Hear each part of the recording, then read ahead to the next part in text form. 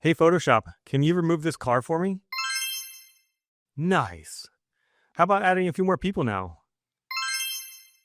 Dude, you nailed it. Let's keep going. How about we clean up the parking lot a bit more? Perfect. And while you're at it, can you replace the sky too? Thanks, Photoshop.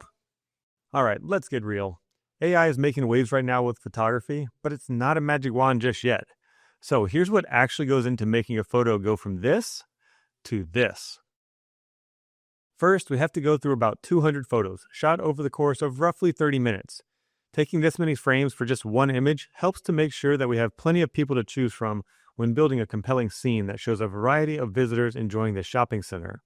Throughout this time, there were not only people walking around, but the sunlight was constantly shifting, and of course, there were also cars moving through the parking lot. We used hardware store buckets to put in parking spaces to make sure cars weren't blocking the building. After going through every photo, I selected about 25 that I'd potentially use, and made some local adjustments to those in Camera Raw, and then eventually loaded them into layers in Photoshop. Once in Photoshop, I could pick and choose the best parts of each image to use, starting with a clean shot of the parking lot. No cars, and our 5-gallon buckets moved out of the way. Then I went through each layer and selected which people fit the scene best. This couple was just shopping and had no idea we were shooting photos. This lady works at the candle store. These ladies walked by, and we kindly asked them to walk by a second time to use in the photo. And this fine gentleman is my assistant, Jay. He's the best.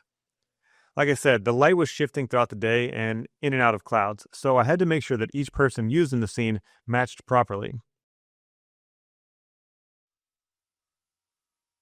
When building a scene like this, I have to go back and forth between layers and frames to make sure everything feels balanced and natural. At this point, I went through my original files again to see if I had any other frames that would help the scene. I weighed my options with this lady before deciding which one of her to use. Then I started cleaning up distractions, removing power lines, random debris on the asphalt, and anything else that might take your eyes away from what's most important in the image. It's a tedious process, but well worth it in my opinion. To finish the photo, I made some lighting adjustments to help bring your eyes towards the middle of the image. And that's how we took a dull photo like this and brought it to life. Creating these kinds of images takes skill, patience, and a love for the craft.